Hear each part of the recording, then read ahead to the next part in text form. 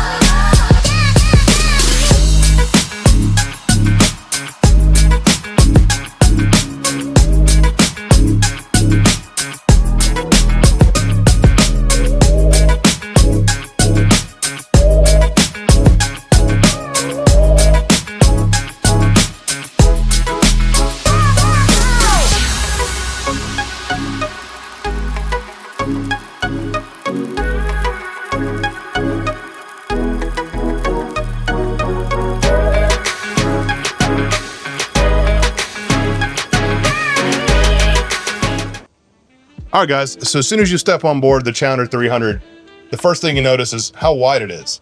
So I'm 6 feet. This cabin height is 6'1", so it's a stand-up cabin for most people. It's also about 7 feet wide. And the other thing you'll notice is that it has a flat floor, which is great. So a lot of light jet and mid-sized jets, they have a sunken floor, which is fine. But really, when you get into the super mid and the large cabin aircraft, that's when you really want that bigger, more luxurious feel, and that flat floor provides that. So especially if you're older travelers, have mobility issues, you definitely want something that has a flat floor.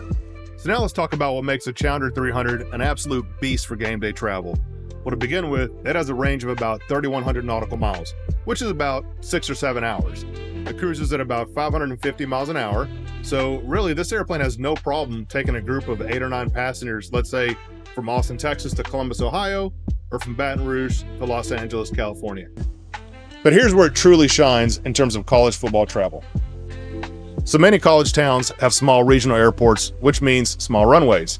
The Challenger 300 is known for its excellent short field performance, meaning it can safely land and access to these very small airports that are much, much closer to the stadium. This saves you precious time on the ground, getting you from the tarmac to the tailgate faster. All right, so we're about to take off in a second here, and I thought it'd be good for you to hear just how quiet this cabin is. And it'll be a little bit louder once we get up in the air, but not that much more. You could have really good conversations with people all across the cabin without having to scream. Again, that's another benefit of flying in an airplane like the Challenger 300. All right, so now let's check out just how smooth this roll is and takeoff. Check it out.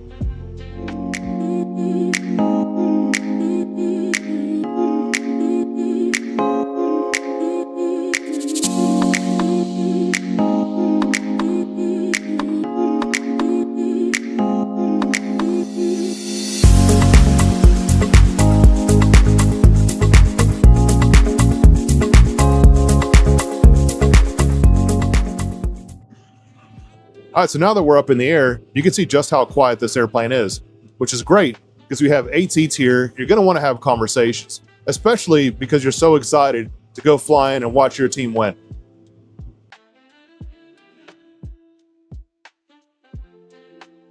So now we're going to place our picks for some of the top 5 games of week 1.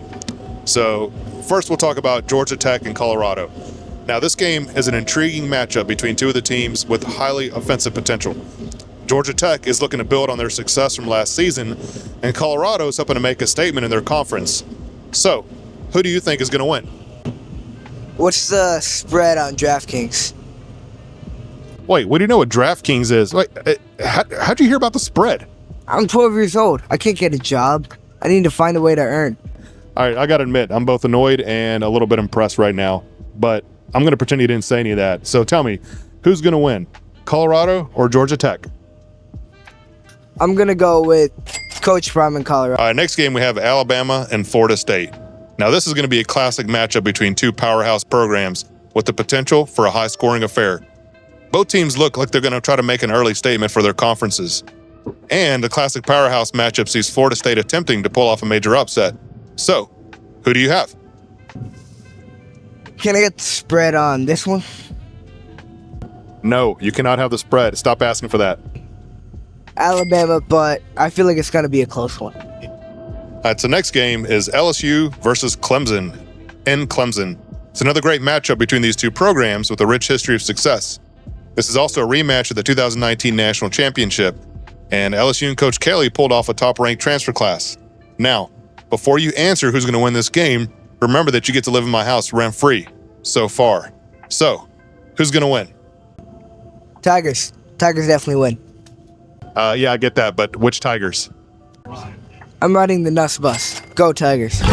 Next is Texas versus Ohio State. I got a feeling I know who you're going to pick. So this is the high-stakes showdown between two top programs in the nation, and both teams are expected to contend for a national championship. Texas, Ohio State, who wins? Both schools do have amazing programs. And they also travel well. Arch waited his turn, and it's his time. I think Texas wins this and starts an epic run for the national championship. Plus, I think it'd be cool to see Arch carry the family legacy. So now we have Notre Dame versus Miami. These are two teams with new coaching staffs and a lot to prove.